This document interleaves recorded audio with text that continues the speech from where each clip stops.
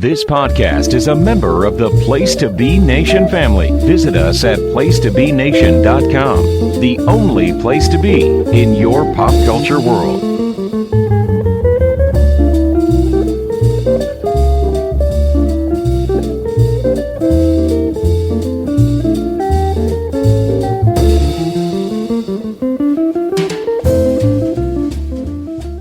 Welcome to another episode of You Don't Know Billy Jack, a podcast series where we discussed some of the greatest disgust of some of the greatest pro wrestling matches of all time, and we discuss those through the eyes of a non-wrestling fan. Jordan, our resident non-wrestling fan, how are you? I'm well, how are you? Doing okay. I've had some things to talk to you about, and I keep forgetting what they are. One thing. I mean, first of all, we're here once again at the body dump. Mm-hmm. It's cold in here. It's raining outside. There's a barbecue going down a couple doors down. We're not invited to it. They'd probably give us a plate if we asked. Yeah, probably. It's the chop shop. Yeah. Anyways, we've both got coughs. Mm-hmm. You're still sick? This cough is kind of all that really remains. Yeah. I'm a little congested, but this thing's like not leaving me alone. Yeah, me neither. Hazel either. We both had it right before Christmas, and it's still going. And I think now we've cycled around, her and I, to where we have another cold. You've re-upped. On top of it, yeah. Yeah. Is the boy going to daycare soon?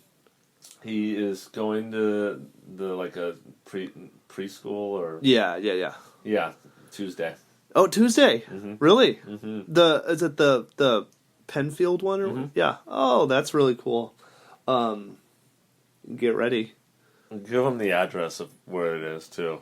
I'll be sure to include that in the show description. I was just...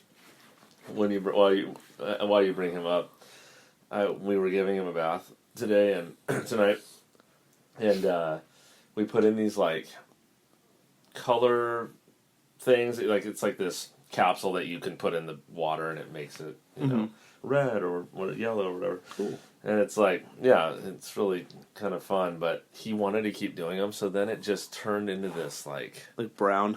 Well, it's like a greenish gray.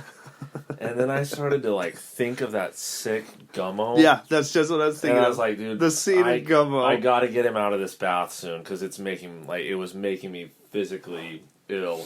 That's the most disgusting of all the things in that movie. Yeah, dude, that's the grossest thing, huh? Yeah, I'll watch that movie again, but I don't think I can do that scene again. That is the sickest.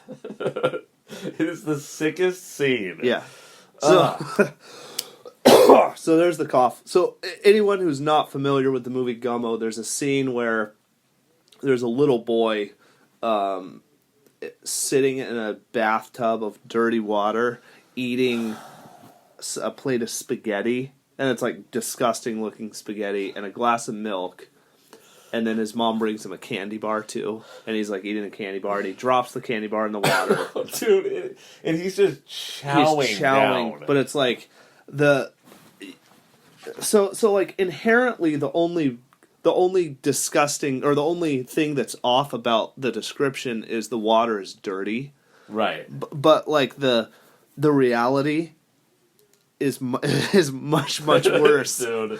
But it's just the way the spaghetti goes into his mouth and everything. He's just slurping that spaghetti up, and then I think I read, or you told me or something, that Werner Herzog was like, I knew that what's the director? Harmony Korine. He's like, I knew that he was a genius when I saw that scene and there was bacon scotch taped to the wall. In the scene. That is the most twisted disgusting. It's really disgusting and disturbing. That wasn't me. That wasn't me. Like That's I so funny. must have just been so perturbed that I went and read about it, and Oh my gosh. yeah, and it's like that's when he knew like that film was genius or something. I don't know. Oh my gosh. I guess. Have you heard any other like exploits about Werner Herzog, stuff he said and all that? So No. like, have you heard of the movie Bad Lieutenant before? Is that the one? Is it Nicolas Cage? Okay, so he's in a movie called Bad Lieutenant, Port of Call in New Orleans. Yeah. That's a Werner Herzog movie. Yeah. There's a movie with Harvey Keitel called Bad Lieutenant. Okay. Before that, late 80s, I think. Was this also Herzog? No. Okay. It's directed by someone else. I forget who it was. I want to say maybe Jess Franco or someone. Freaky like that. But anyways, that movie obviously existed first. And it's about like this corrupt Harvey Keitel's this corrupt cop. And it's like it's Sketchy. really grimy. Okay, yeah, I'm picturing it. Yeah. But so then there's the Nicolas Cage movie, which is the same movie. It's the same premise. Huh. And Werner Herzog claims he's never heard of the he's never heard of the first one. That's cool. And there's someone else like I'm this might not be correct cuz I don't think it's this person, but I love it. It's the same scenario where like someone asked Jess Franco, who's a man of course, directed this movie, you never heard of that? And his response is, I've never heard of her. Dude. It's that he says that about a director. That's so a male cool. director. Yeah. Awesome. That's a big power move. Yeah. The biggest. Yeah, there's this one employee at work, she's really funny. She you know how we all get punished there all day. I mean, these people come in and they have these attitudes, and, Yes. or they'll just try to be your buddy, Yeah. and which is worse. and chop it up, which is yeah. And so she was putting out some clothing, and one of the things she had was this a shirt with Elvis, and he's like, "Whoa, the king!" Yeah. And the lady was like, "Huh?" She's like, and he's like, "Is this dad? Dad rocker?" Yeah. And he's like, "Elvis Presley, man, Elvis, the king." And she's like, "Huh, I never heard of him. Who is he?" And the guy was he was just freaking out. Awesome. And she just kept, "Sorry, man, never heard of him." That's and good. Come on, Heartbreak Hotel. And he's trying to explain this cultural icon that Yeah. everyone knows who that is. But Yeah. she just "Sorry, dude. I've never heard of him." Awesome. It sounds pretty cool. I don't know. That's really good. And it made him really upset. That was cool. Very good. Okay, so anyways, the little boy is going to be going to daycare or preschool. Yeah. How many days a week now? 2. Just 2 days a week. That's Yeah. good. Tuesday, Thursday. Yeah. Very good. Very exciting. They're sick all the time now. Oh, That's the thing. Yeah, of course. He's sick all the time, anyways. Though, Solomon? right? No. Isn't he around? He's around Rachel's kids so much that he gets sick all the time. No, he's very rarely sick. Are you sure? I think so. I don't think. I think we're talking about different children. I Yeah, guess. maybe. Yeah. You're thinking of John. Who? Well, anyways, that's very exciting, and I'm sure all the listeners of You Don't Know Billy Jack. So Yeah, you guys are means, all probably really excited for that, which means Doug and Justin. Right. That are really going to want to hear about Billy Jack Jr. Billy Jack Jr. That's your son. That's his name. So a couple other business things to take care of. Saint Vitus, the V record. You listened to it. I did. What'd you think? Yeah, I think it was probably better than the other one. Yeah.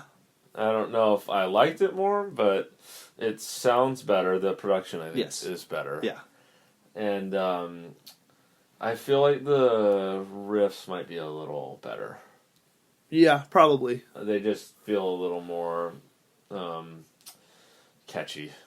Yeah, I think so. It's more driving, right? Yeah, but I kind of like the content of the other one a little bit more. Yeah.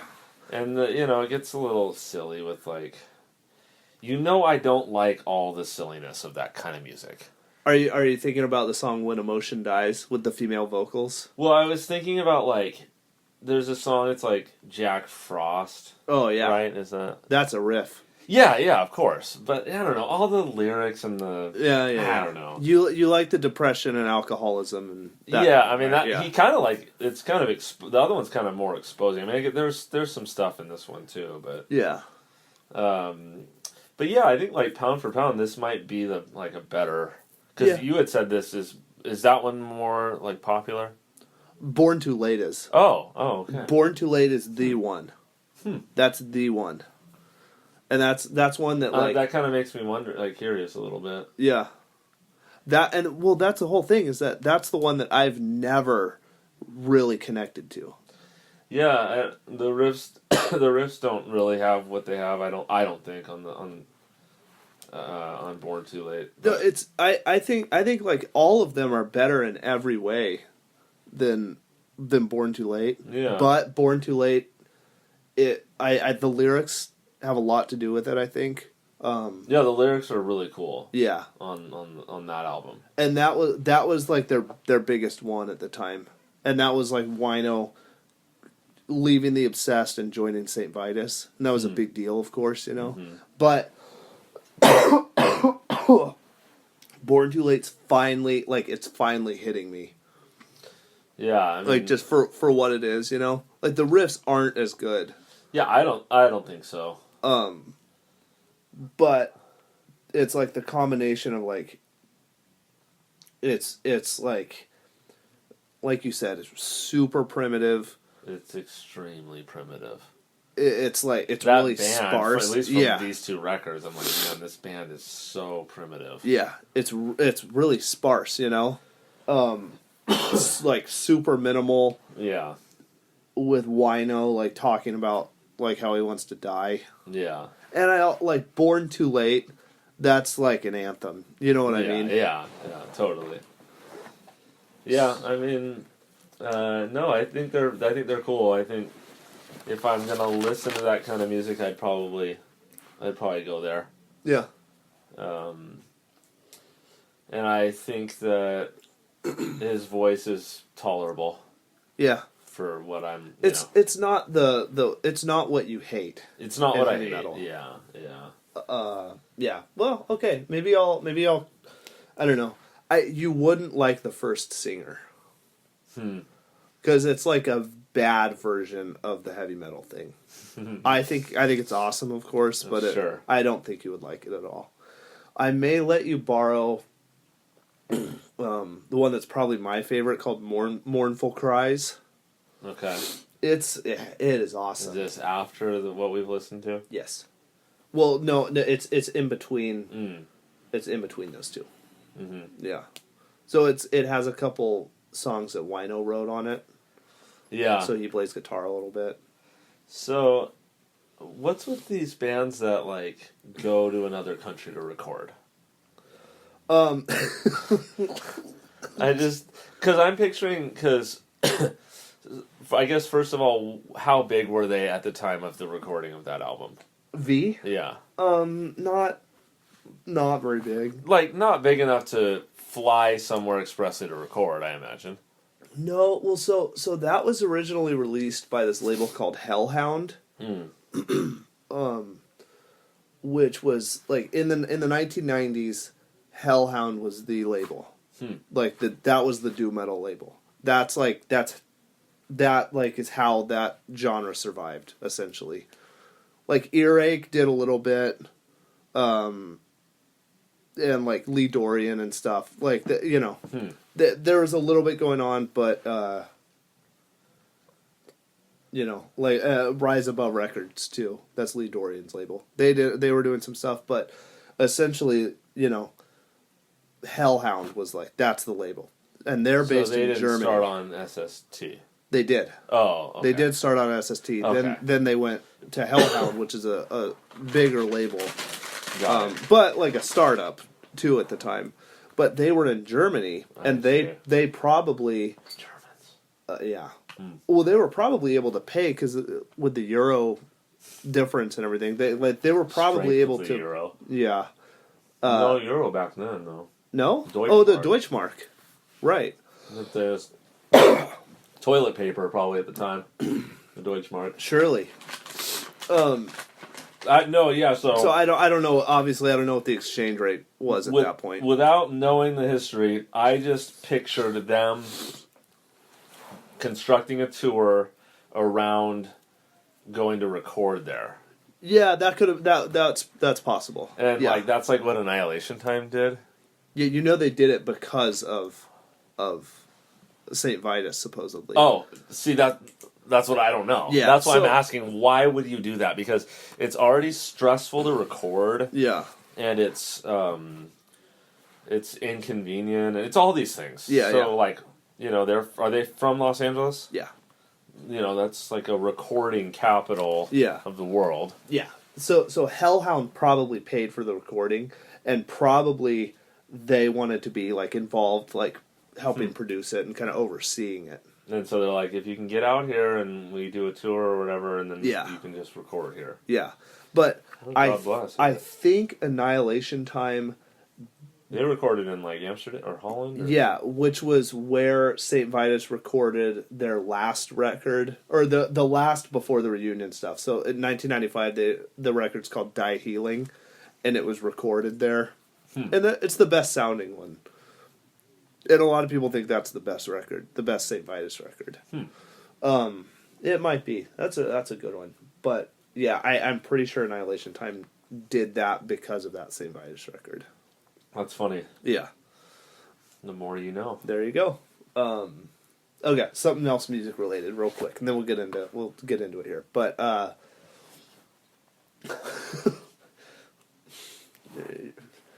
you already think I'm stupid, but you're going to don't just think even less of me, no. if that's at all possible. Don't you dare. So I've been re-uploading. Don't you dare. Chocolate coin? Chocolate Have coin? a coin.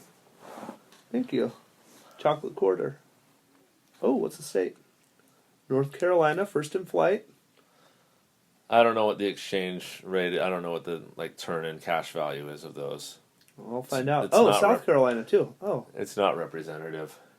huh. Anyway, thank you very much. This isn't Russell Stover's chocolate or anything. This is like a legitimate chocolatier. Yes.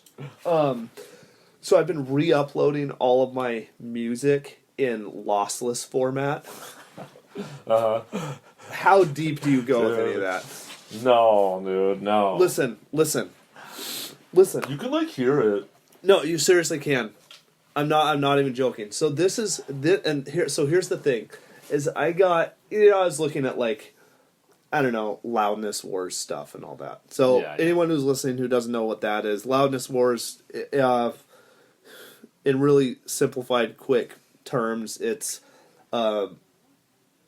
producers and engineers and bands producing music that is less dynamic than, and thus louder.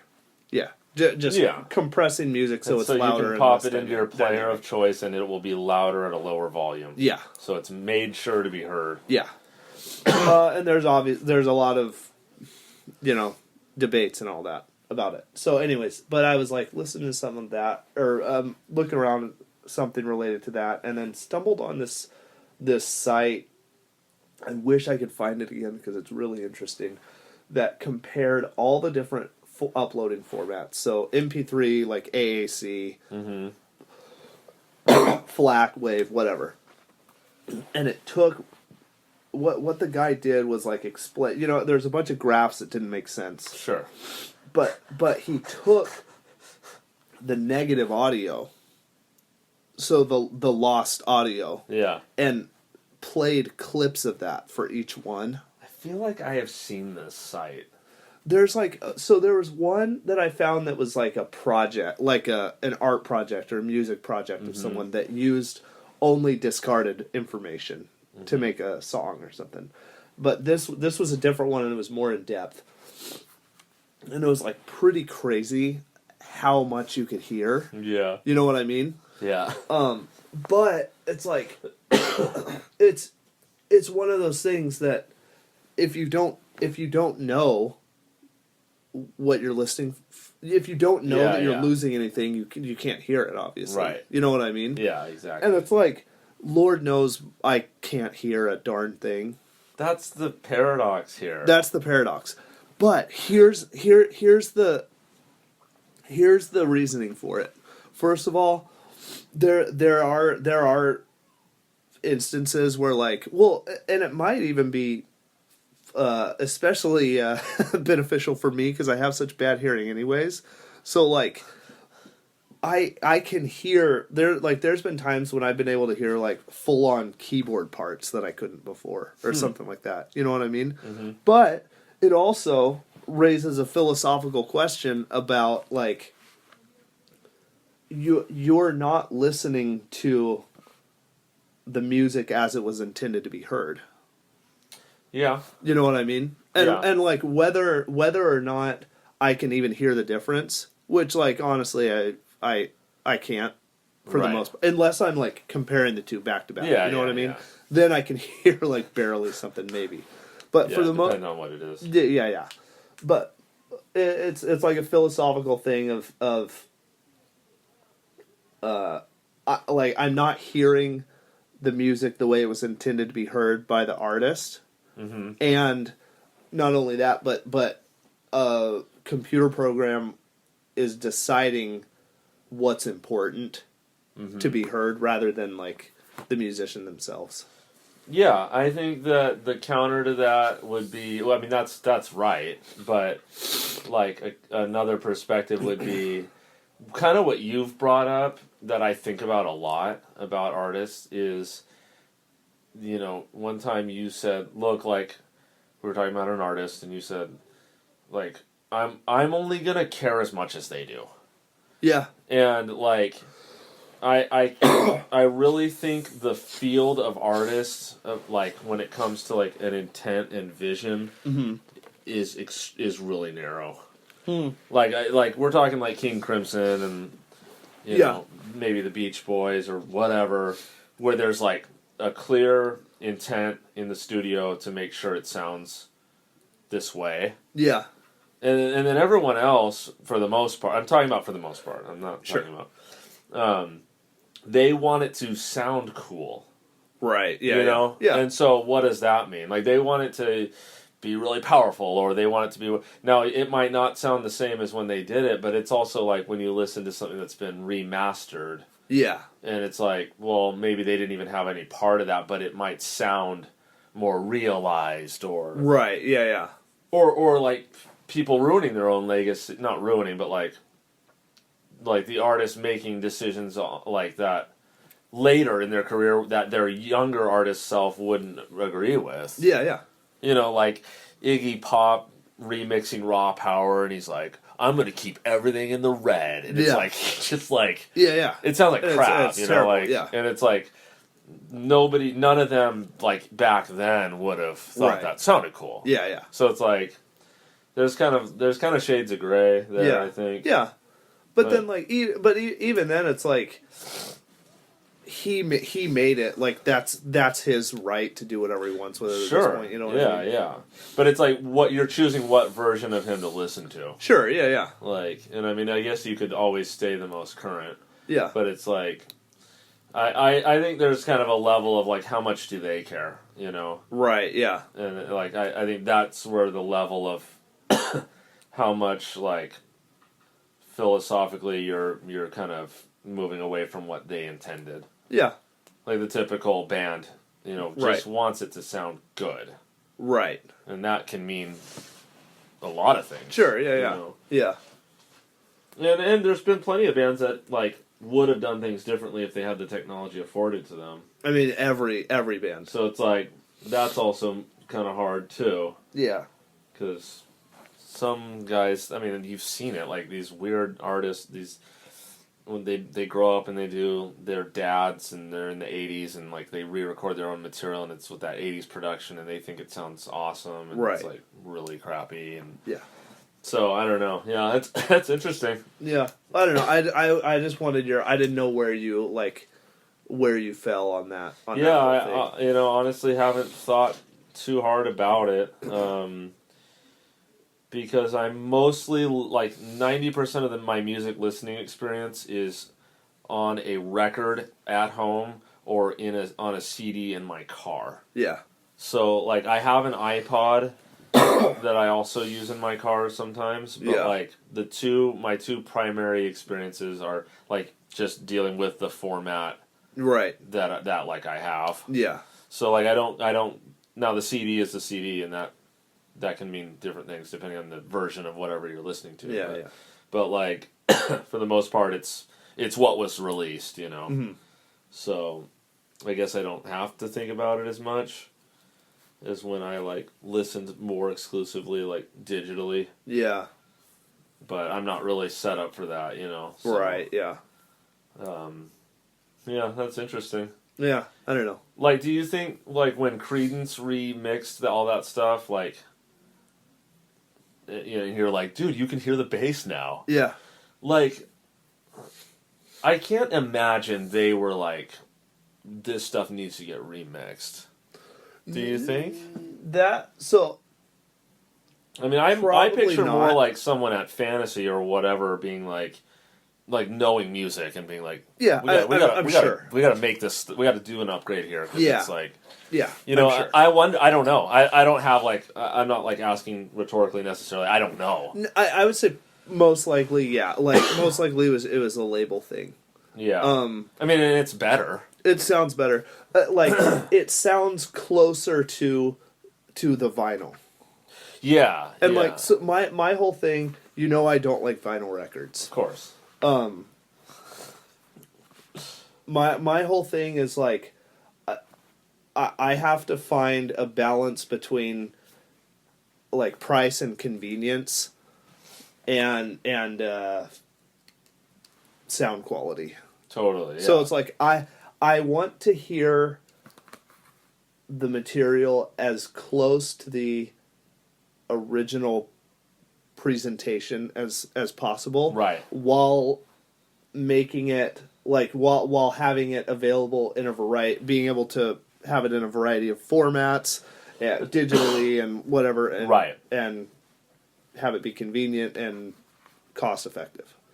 Yeah. So like, and then that gets tricky. Yeah. So like the original, Creedence CDs are real thin sounding, and you can't hear the bass hardly, at all. The 40th, it was like the 40th anniversary editions or something. Those sound really good. Like totally. they're not super compressed. They are compressed, but yeah, it's like they're they pretty sound tasteful, good. Yeah, the bass is louder, so that's closer to, because obviously like vinyl, there's inherently more, bass presence there. You know what I mean? So that sounds closer to what the vinyl record sounds like, and I'm able to have that in my car and on my iPod at work or whatever. Right. Yeah. So. Yeah. Huh. So that's that. Do you guys care about this stuff out there? Let us know. Yeah.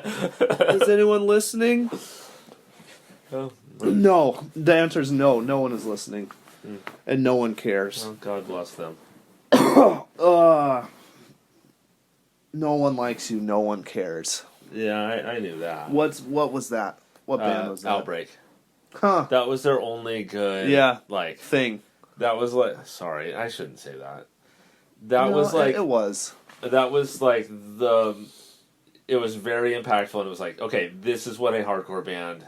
Yeah. That's like what they're supposed to be saying and singing. Yeah. Yeah, that was a good song. That was a good song. Good live band. Those couple times that they played in town. Yeah, really good. Yeah. They covered Right Brigade. Dude.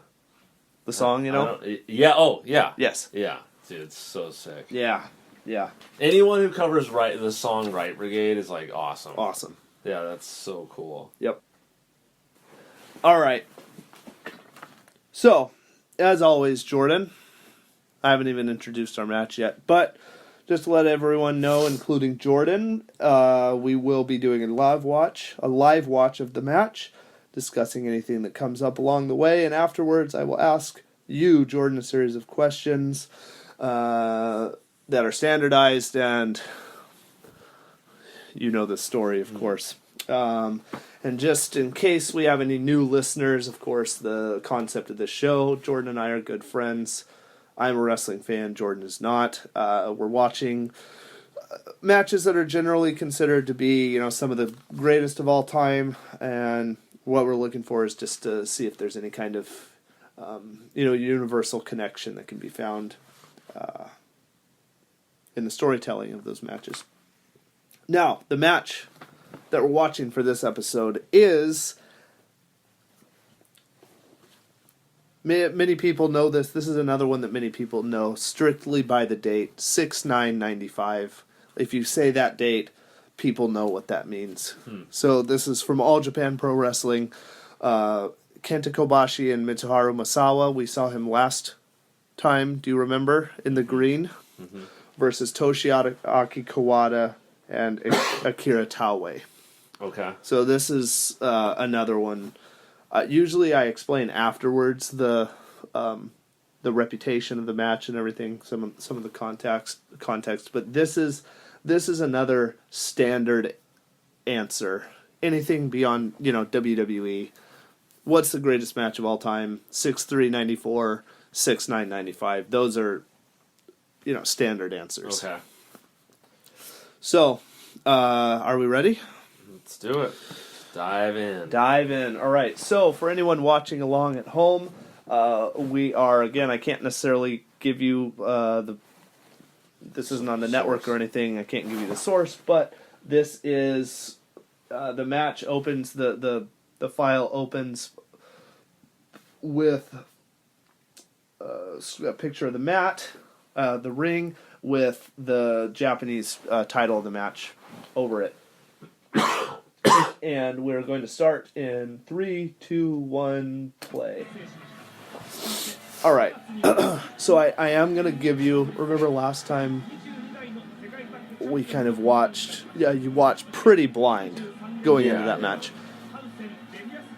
I need to give you a little bit more information here. I'm just going to. So It's your show. It's my show. So this is the team. That's Akira Taue in the red, Toshiaki Kawada. You remember him? Yeah.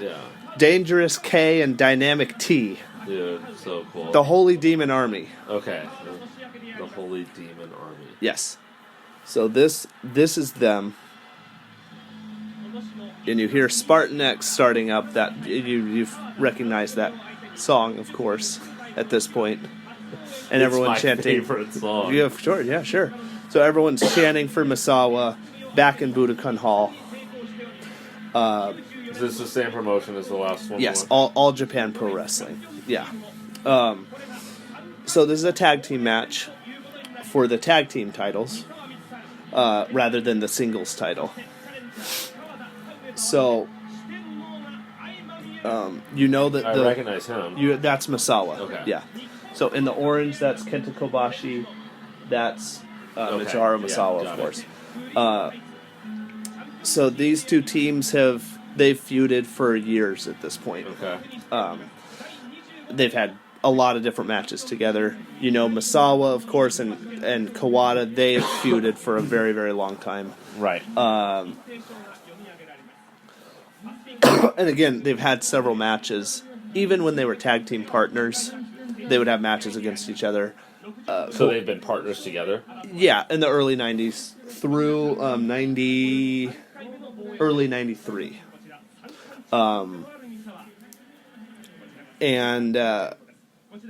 So Kawada has never pinned Misawa.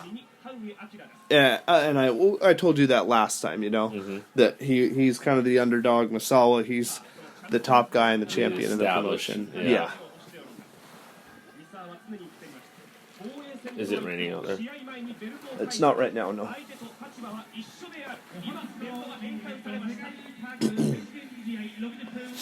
And so Akira Tawe, you see, he's kind of funny looking. His body, he's like a miniature version of Giant Baba. Dude.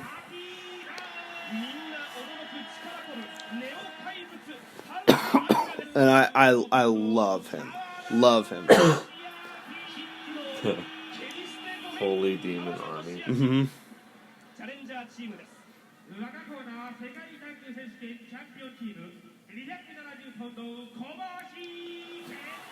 And there's Kenta Kobashi.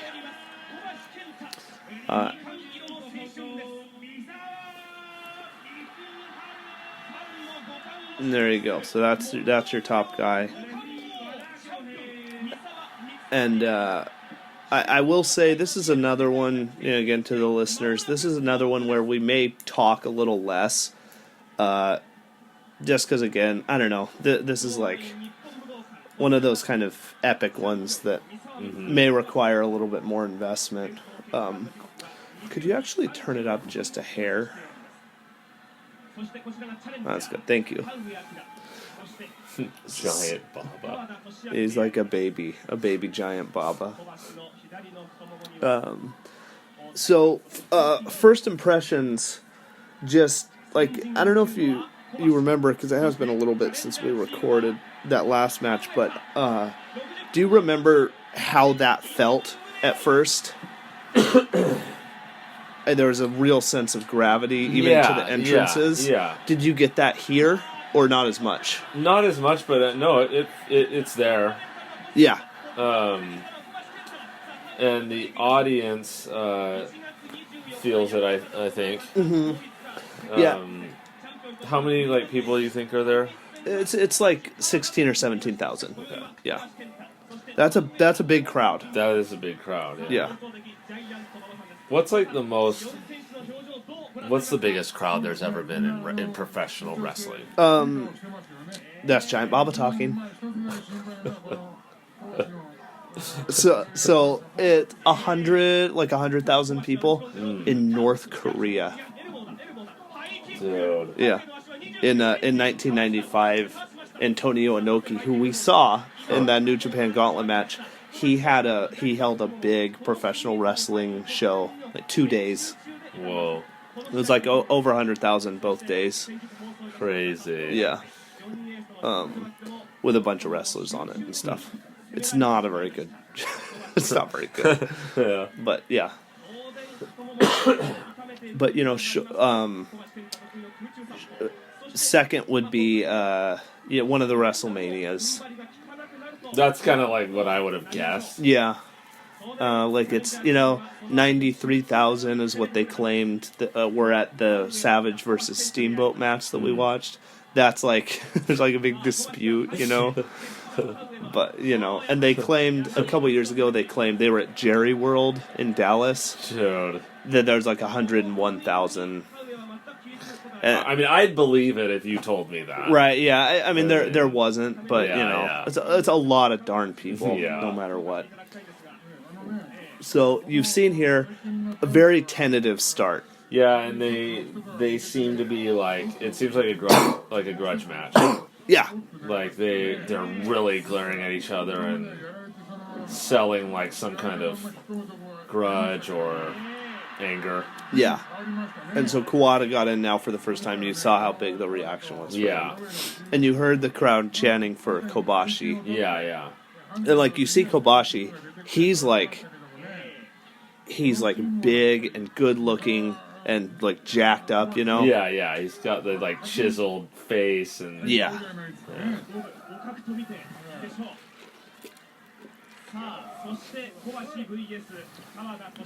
He's striking Dangerous K, but he's just kind of taking it. He's furious. Yeah. And so they're exchanging now. Now Kawada's chopping Kobashi. Oh no! Oh, there you go. So Kawada, dirty move there. Yeah, Kawada just kicked Misawa off the apron. There you go. This seems a lot more invested. Than the other one? Yeah. Yeah. I mean, everyone's kind of like, all the players involved seem to really be like going with their emotions. A little more. That's what it feels like to Yeah. me. Yeah. Because, I mean, it's been a year since that last match, and that last match was huge. Mm-hmm. So it's only been building since then. So now he's coming in and everyone's starting to ramp up. Yeah. Giant Baba. Yesterday was the anniversary of his death. Oh. The 20th anniversary, in fact, I think. No. He died in 99. Oh, it's 2019. So, yeah, the 20th Don't anniversary. date the show. I want them to be able to listen to this in 50 years. Forever. Yeah. Who were they chanting? I couldn't quite make it out. Misawa. Okay.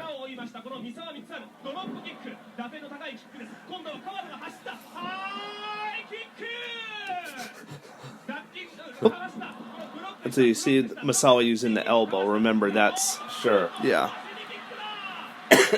So And Kawada... Dangerous Kid just did another dirty move. Dirty kick to Kobashi. Kicked Kobashi off the apron.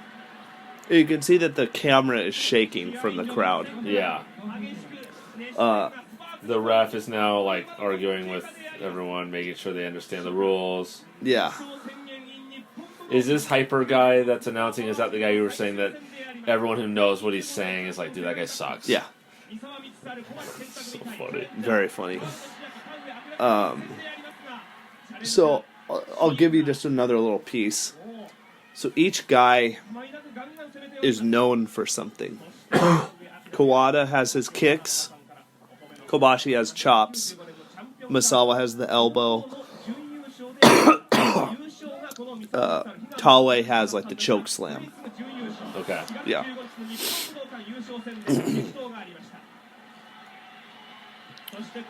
So now we've got Kobashi versus Taue here.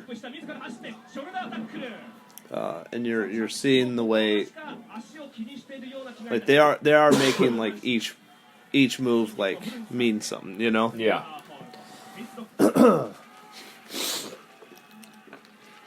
So I'm gonna try to not, I don't know, give too much away, but I want to give you little things here and there. I don't know. Yeah, I mean, I think it is needed. You know? Yeah. Take as needed for pain. Great record title. So good. Yeah. Yeah. Yeah, that's deep. Yeah. And so I'll another thing, we talked about it a little bit during the last match, but these four here, the four pillars of heaven is what they're known as. This is them. Yeah. Okay. So a lot of people consider three of them to be like the top three greatest wrestlers of all time. Okay. I want you to keep that in mind. Okay. And tell me at the end. I'll ask you. I'll try to remember. I'll probably forget, but I'd like to know who you like. I'd like you to order them for me. Okay. So that'll be a little bonus question. Okay. Who's the little Baba? What's his name? Taue. Taue. Yeah. And what is he known for, you said? I like a choke slam. Okay. Yeah. Choke slammed back to life. That's right. Also a really good title. Yeah.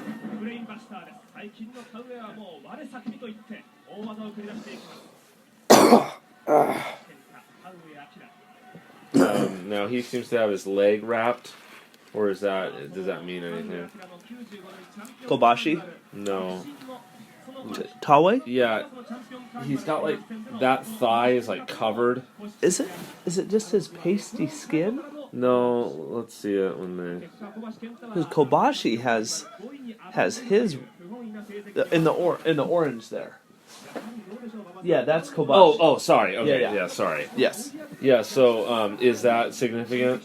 Yeah, in that it's an injury. Okay, it is supposed to be in it. Like, Yeah. there's an injury there. Yeah. Okay. Kobashi.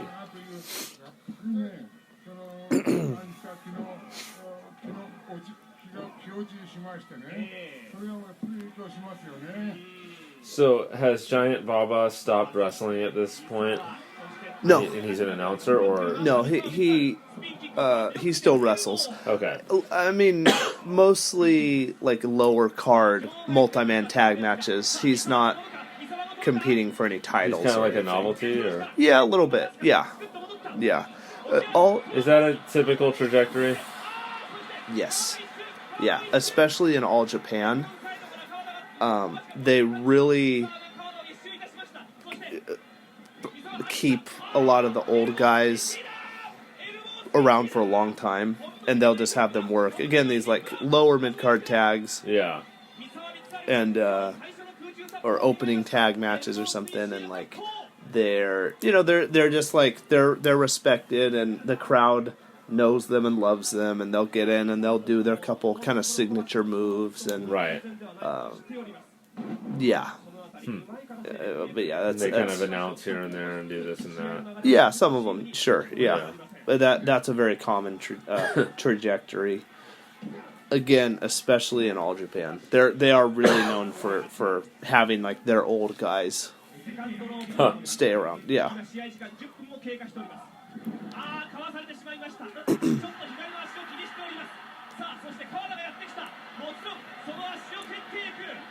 And so you see Kawada and Kobashi are in. Kawada was kicking that injured Yeah. leg. Right. Yeah. But yeah, like there's a guy that still wrestles in All Japan, Masanobu Fuchi, and I'm watching him right now in 1981 in Memphis. So you know, That's crazy. yeah. Does Hogan still wrestle?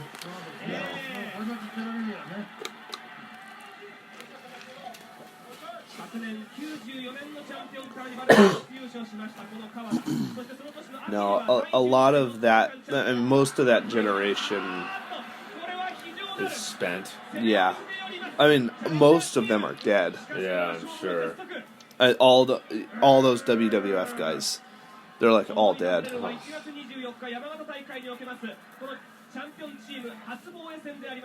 I wonder what Hulk's net worth is right now. Yeah, no one could have any way of knowing. Yeah. So you see, He's working that. he's just working that leg. Yeah. He won all that Gawker money, you know. That's right. But like I don't know how much of that It's real, really. is Yeah. how much he got from all that. I mean, And is there all these? They're probably trying to tie that up in litigation. And yeah, like I don't know how much he would have because he got divorced too. So no one. I don't know how anyone would ever know, yeah. especially with a guy like that who is a complete.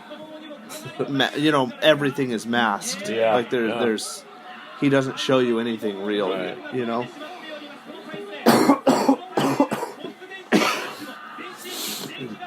But I mean, at the same time, he made so much money, Yeah. and like,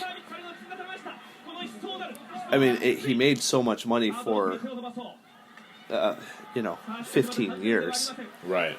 straight, and very good money on the other sides of those. Yeah. Right. And a guy like that, I would see him as probably a very good, shrewd business. I mean, I know he was a shrewd businessman because you Yeah. hear all the yeah. stories of how he negotiated his Yeah. contract. Totally. I mean, He built himself.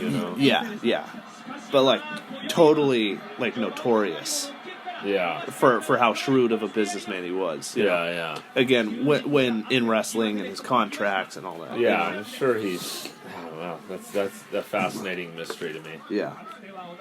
So they've been working this whole Hogan talk. They've been working that leg. Yeah, They Kobashi. tagged in and out, and they've both been going on Kobashi's leg. Yeah. So they've really slowed down the pace here. They had couple flurries with some big outside moves as kind of a way to turn the tides, you know.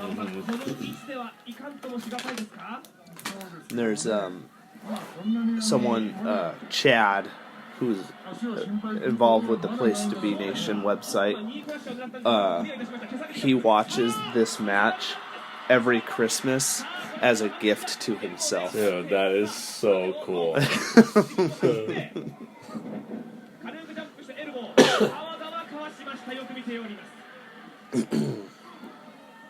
So, Misawa, right? Yeah. He's kind of saving the day right now. Yeah. If you notice, remember that Rock and Roll Express match we watched? Uh-huh. That was, okay, so you see that? Yeah. Misawa got Kawada back, gave him an elbow on the Yeah, apron, knocked yeah. him off. While he was out of the match. Yeah. So the real thing with like American or Southern tag team wrestling is the baby face gets beat up for a long stretch, Right. you know, and builds the crowd up to make a big. It's called a hot tag. Okay. So the other guy comes. He finally is able to get and tag his partner. And the guy does some justice. Yeah. Yeah, not the case here. Right. You know, it's much quicker. And so Kawada just walked in. Just and without being tagged. Yeah, and just kicked Misawa in the head. Yeah, this is like a major grudge match. Yeah. Yeah, so you see, like, we don't have that element here. Yeah. You do have like similar working style in the sense that, you know, you're working over a body part and Kobashi's selling it, but it's not. They don't build to that one big moment. Right.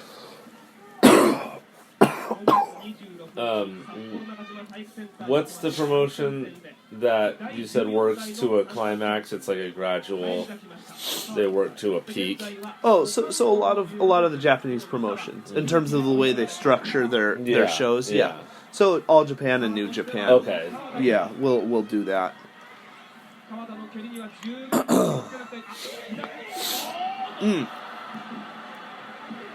So Dangerous K's really been giving it to Misawa. Yeah. I mean, pretty much the whole match. Yeah. Oh. So he shoved the ref and he's still going. And you see, you can see like Misawa's head rocking from you know getting kicked. Right. And look at that. Yeah. Misawa's coming back with the elbows now. That's his thing, right? Yes. Look at that. Tatawe. Whoa. Big kick. Yeah. Now everyone's going on each other. Oh, Dude. you see that? Yeah. That guy is sketchy. Yeah, Tawe. Yeah. Oh, yes. Like you said, his strange body. Yeah.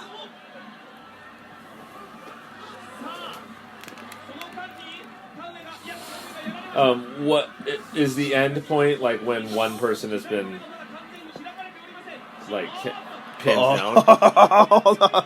Yeah. So not like an elimination or anything. Just one person gets pinned. That's it. Okay. Dude, he's going all bows on this guy. Yeah. Bow heavy, you might say. Bow heavy, yeah. Yeah.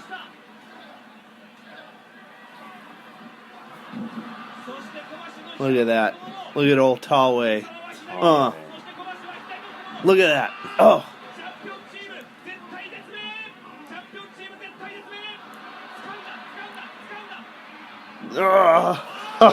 So Tawe threw Misawa down on Kobashi's leg. Yeah. Oh.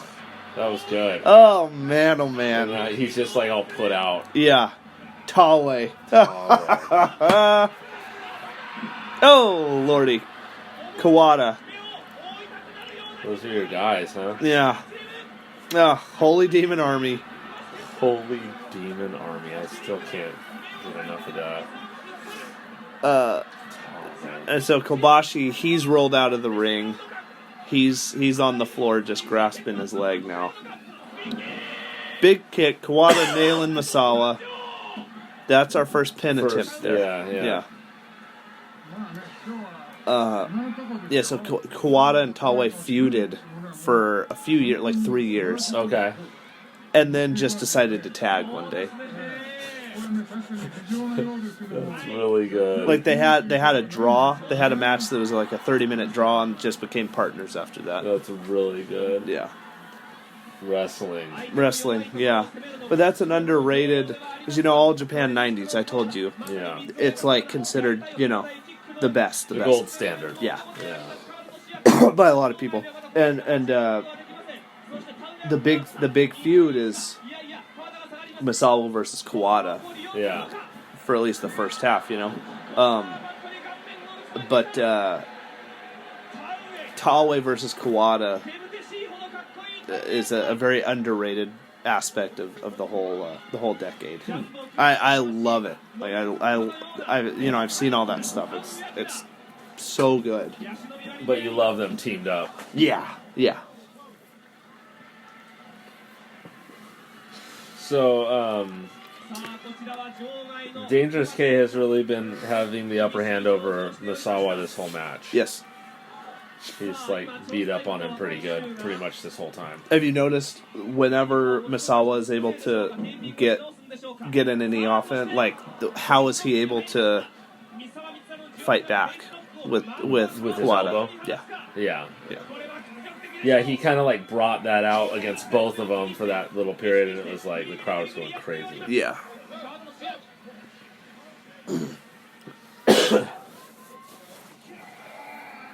There you go. Dude, yes. That's someone being down and being worked on during a match. It's that's one of my very, very favorite things. Yeah, that's pretty cool. Yeah. There's a real famous Giant Baba tag match where they're trying to work on his chest. His really broad chest. Uh-huh. It's wonderful. Look at that! Look at that, Taue. Look at him. Oh, so he picked up Misawa and just threw him. He held him there for half a minute. Yeah. Just kind of dropped him. Yeah, and Kobashi was just starting to crawl up. Kawada just kicked him back down to the ground.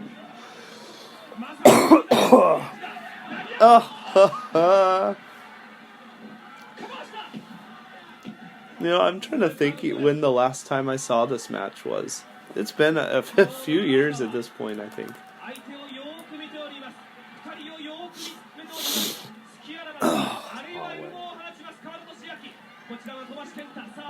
What did you say his nickname was? Dynamic T. Dude, Dynamic T. That's so good. Yeah. Oh. Japanese tag team names are very good in general. Look at that, power bomb. Remember, that's 3 power bombs. That's his big thing. Right. That was a really awesome shot where you saw the pin attempt. It was a wide shot. You saw the pin attempt in the ring, and then Taue beating up Kobashi on the outside. There's another team in All Japan around this time. They actually made. I think they've broken up at this point, but called the Miracle Violence Connection. Oh my god, dude, that's cool. It's 2 American guys. Whoa. Yeah. The Miracle Violence Connection, I'm sure. So Kobashi, he's back in the ring now. Yeah.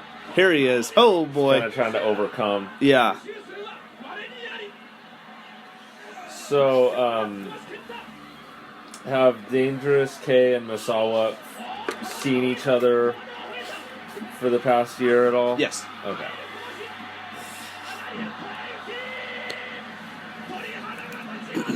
Yeah, and I think they've had singles matches, at least one since then.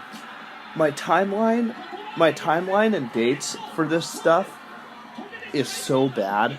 because these four guys just face each other constantly in like tag team matches and in singles matches. So it's like So it gets pretty. Yeah, it's very Confused, confusing. yeah. Yeah. But that's what the people want. Yeah. I mean, there's 17,000 people Yeah. there, so. It's kind of like superheroes, you know. Yeah. Yeah.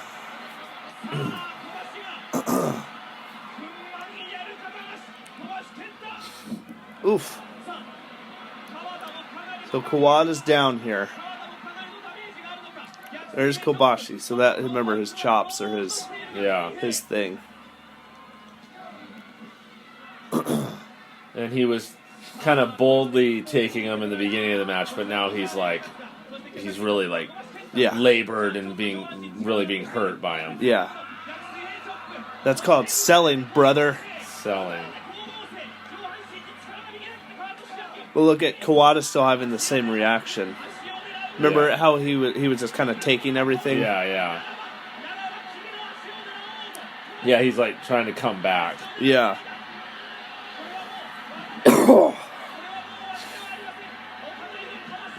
Oof. Kobashi.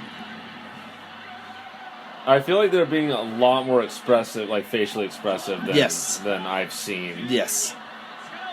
Well, and Kobashi is much more expressive than certainly than Misawa. Yeah. And the crowd is like really responding to that. Yes. They've all kind of sold like that aspect, I think. Mm-hmm.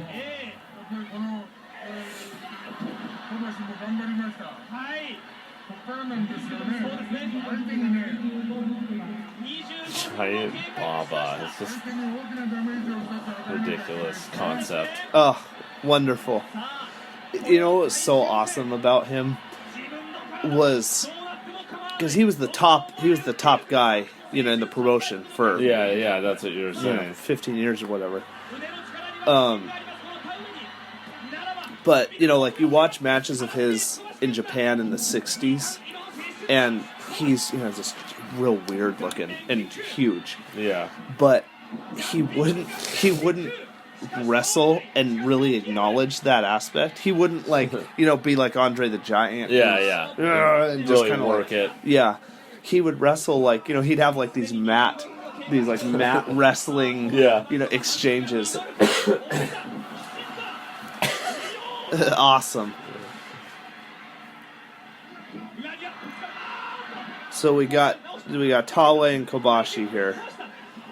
I would. Kobashi's trying to come back a little bit. Yeah, I would like for us to watch a Giant Baba match so you can see him. I don't know if we'll get around to it as one of our little bonuses. Yeah, I don't know if we'll get around to it. Did Stan Hansen ever wrestle any of these people? These people? Yeah. All of them. Oh, okay. I think I told you. I did, but there's a Sorry famous. if I didn't remember. No, that's all right. There's a famous Japanese interview with Stan Hansen and Kenta Kobashi from when Kenta Kobashi retired in 2013, I believe. Where it's done through a translator. This is sounding familiar. And they're sitting down, and Stan Hansen, he says, I really respect your career. You've had such a great career. When I was wrestling you guys, I was really trying to hurt all you guys. Right. So you couldn't go past me. Dude. Saying it just in this very, very pleasant, like a soft normal voice. normal tone. Yeah. But yeah, there's. Do you like the matches where he went against these guys? Love. Yes, love them. The worst matches he had against any of them were against Misawa. Strangely. Huh. His matches against Kobashi and against Kawada are unreal. Unreal. One of his Kawada matches is my second favorite match of all time. Huh.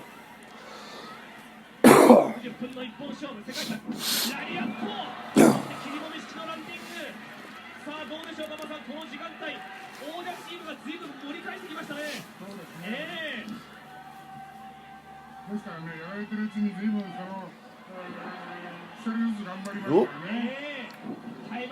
So you see that rolling elbow. Yeah. Ooh, there it is. Oh, that was a real land on him. Yeah. So you see they've started to escalate the moves a little bit more. Here we go. Like that, you know? Yeah, yeah. And more like pin attempts. Yeah. Yeah.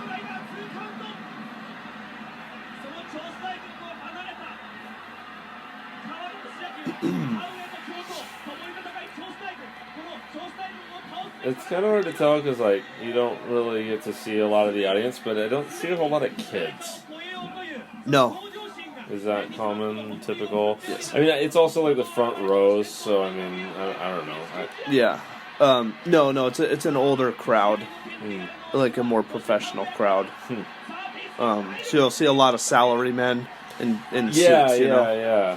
Yeah.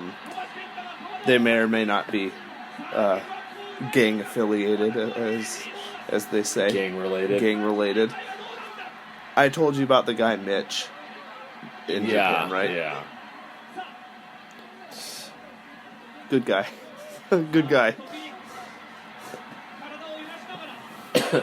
So now the team has headlocked the other team. Yeah. Misawa and Kobashi here. There's Kawada. Getting some more shots in on old Misawa here. Oh, dynamic T. There he is. Look at that. Oh. Whoa. So it's always a little uncomfortable, of course, to see Misawa take a big suplex, landing right on his head like that. Of course, you remember? Yeah, gnarly. Yes. I didn't see anyone land on their head, or neck. Just and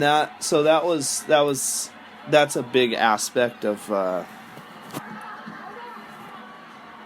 It's a big aspect of All Japan as they continued to progress in the 90s was the frequency and the increase of those kind of moves. Yeah, right. Makes sense. Yeah. But that's a big talking point about like the ultimate decline of the promotion. In the sense that the style is not sustainable. Sure. Because I don't know if you remember when I was kind of explaining to you how this style worked, is that it builds, each match builds on each other. Yeah, exactly. And so you continue to build and build and build and do more and more moves, and you can only go so far, Right. I mean, to circle back, it's like kind of like loudness wars. You start to lose dynamic if you go like, so far. Yeah, that's exactly it. So I mean, you have to.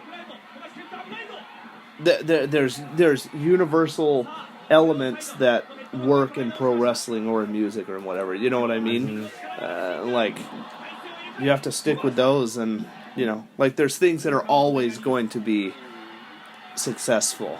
Yeah. I think style and important, sure, to making a story happen. Yeah. You gotta have dynamic, Yeah, and it's current wrestling, and people complain about it constantly in every era, of course, just like everything else. But it's like you're losing dynamic all the time. Right. Things are getting louder and louder. Exactly. And so. Yeah, there's a fear of losing the audience. Yeah. So you do the kind of lowest hanging fruit possible. Yeah. And it's, I don't know. I mean, and of course the thing is that it's not sustainable. you know. Exactly. Like, especially something like this. well, yeah, I mean, it's not sustainable purely for the people, the people's like, well-being, you know. Totally. Which I mean, like WWE currently, like, they all wrestle like so fast and do such crazy moves and everything, and they wrestle 300 matches a year or something, you know. So it's like someone's gonna die. Yeah, no doubt. It's coming. Someone's gonna die in the ring. Especially if you throw in drugs and stuff into that. Yeah, equation. Which really is like, it's like night and day, because it's all, dude. It's not like sketchy outlaws anymore. It's like computer nerds. Yeah. You know, like video game people. Right. Which is dumb. So Kobashi, he hit his moonsault, his big moonsault. Kawada kicked out. But yeah, I mean the thing, like, no match that's based on like athletic ability and physical moves, no match like that ever stands the test of time. Wouldn't seem like it. Because something is always better, you exactly. know? Like there has to be something more to it. Yeah. And that's, you know, that is constantly being lost since the 70s or the 60s even, you know, or the 20s or yeah, exactly. That's just natural. Yeah. So the crowd has sensed something, I feel like, because it's reaching more of like a fever pitch. Like the moves are becoming more heightened and like intense. Yeah. And Misawa is kind of dragging around Dangerous K. Mm-hmm. So now he's kind of like, you're seeing him, he's going through his moves now. Yeah.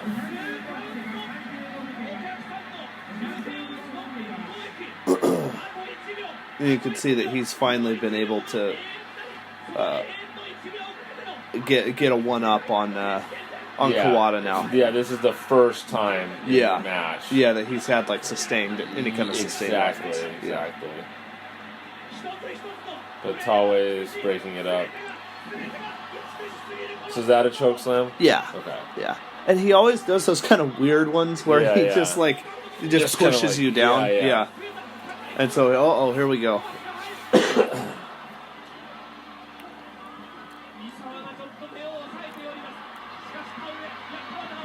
Oh boy! Now they're all in the corner, like trying to get each other. Yeah. And so this is the first time, obviously, we've seen Kobashi and Taue. Both of them are doing well now. In life? In life. Oh. Yeah. All right. Neither wrestles anymore. Yeah. They're both, like, doing well. Kobashi, he makes a lot of appearances at wrestling type things, and, like, he always looks really, like, happy and healthy and all that. It's very good.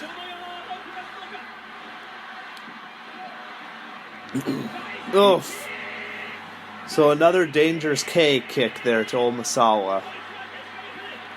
It's like very hard. Yeah, these are very hard kicks. Like noticing. Yeah, the crowd's like losing it. Yeah, the moves are all intensified. Yeah, it's cool. It's cool the way it goes up and sustains. It never goes back down after a certain point. You know. Right.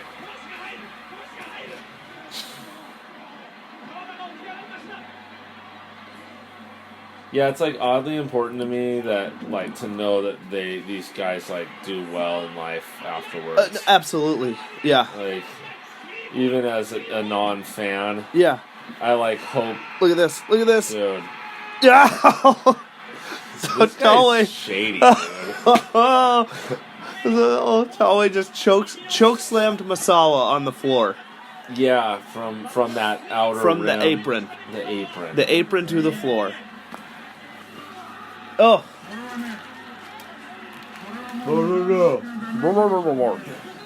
No, I absolutely agree. It like, you need to know that everyone's okay. Yeah, that's why I always ask you if any of them have passed on. Yeah, no, that's like, it's like it means something to me. Yeah, I mean, I it don't means know. something to me too. Well, that makes sense because this is your thing, Yeah, you know. But I guess there's like an overarching like, that's a transcendent thing. I think is like, like the darkness yeah, and like or like the fatalistic like nature of exactly the wrestling business. Yeah, exactly, and like the sacrifice anyone in a physical entertainment. Did you see that? He Oh. rolled him across the ring. No, Misawa was. Kawada rolled him in to pin him. Misawa was rolling out to avoid getting pinned, and Kawada was chasing him on the ground.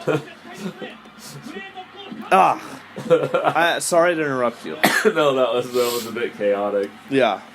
But yeah, just I don't know. Watching these matches as we have been, it's like the I don't know if it's the sacrifice they make or there's just something about their willfully being this weird spectacle. Yeah. In a really physical way. Yeah. So it's like you gotta just hope that they're all right. Yeah. Yeah, absolutely. And like culturally, like I think it's very well cemented in popular culture that pro wrestling is sketchy and seedy, and the people do not live good lives. And like you said, like there's a fatalistic kind of cloud over the whole thing. Yeah.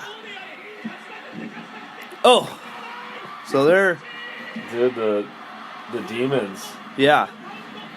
So they're rolling right now. Yeah. Taue choke slams Kobashi.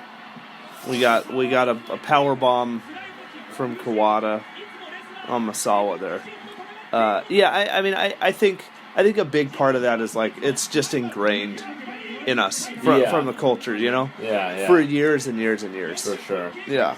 And there's things like the wrestler or the Chris Benoit thing that'll come up in the news. Like whenever I think for most people, the only time they ever hear about pro wrestling is in this like dark, violent context. That's a really good point. That is a really good point. I think you're absolutely right.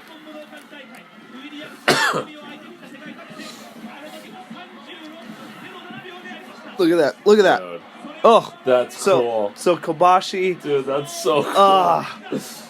So Kawada beating on, kicking Misawa on the ground. Kobashi crawls over to save, like in war. I haven't seen that before. No. I haven't seen that before. That's pretty inventive. Look at this. He's trying to like get to him to check on him and cover him. Dude, that's so cool.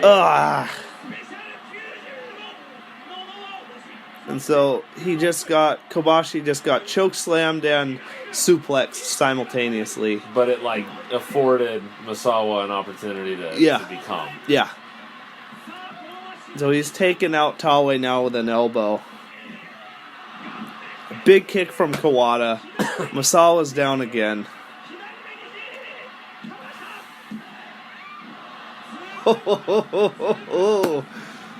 Big 2 count. A lot of near falls now. Yeah, everyone's on the ground. Yeah.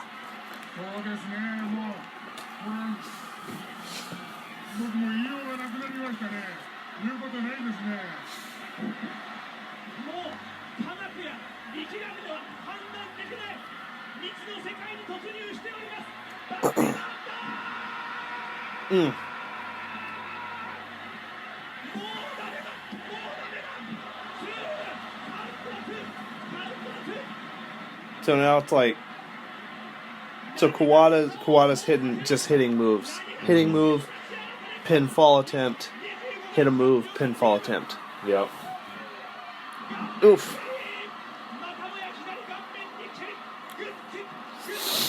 And so the other two are kind of fighting back and forth in the corner a little bit. They're kind of neutralizing each other.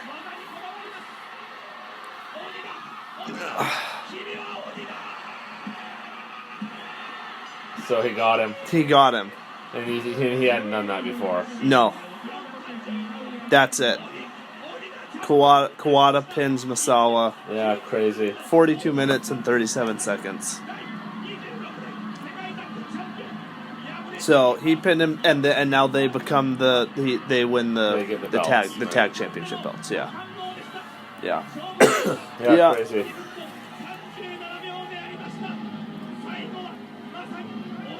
Yeah, I gotta say, I don't know that I saw that one coming as much, because they were kind of like, quote-unquote, winning the whole time. Yeah. And it usually seems like then the other guy gets overcomes right. and it gets you, you know. And Yeah. So that was kind of interesting. So we'll turn this down. Oh. Yeah. Well, yeah, whatever. Sorry. So we'll turn that down while the post-match is happening there. Promotional consideration paid for by the following. Place to Be Nations, JT Rosero and Chad Campbell here. We want to let you know that we have over 24 podcasts available on iTunes, Stitcher, Google Play, and PlaceToBeNation.com. We now offer them to you on 2 great feeds. On the Place to Be Nation Wrestling feed, we dive into topics running the gamut from today's WWE to the glory days of yesteryear and the ins and outs of the territory days. In addition to our full-length shows, we also deliver to you special pod blasts on topics old and new. The Place to Be Nation Pop feed is a veritable treasure trove of great content, offering tremendous shows covering the land of movies, television, life, comics, and sports, brought to you by the most knowledgeable and insightful folks in the podcast world. You can find all of these current shows, plus archives of our previous podcasts over the past 8 years as well, by subscribing to our feeds on iTunes. And while there, be sure to rate and leave feedback as well. All of these shows, plus others available at PlaceToBeNation.com, where we cover pro wrestling, sports, movies, comics, plus in-depth stretch projects and more. Be sure to support our site by using www.PlaceToBeNation.com/Amazon while doing your online shopping. And be sure to join us at our forum at Bigelow34.proboards.com for all sorts of wrestling, sports, and pop culture discussion each and every day, where you can make your voice heard. We also want to thank our friends at Bonehead's Wing Bar, ProWrestlingOnly.com, and TheHistoryOfWrestling.com. Be sure to follow us on Facebook, Twitter, Instagram, and Tumblr as well. PlaceStation.com, the only place to be in your pop culture world.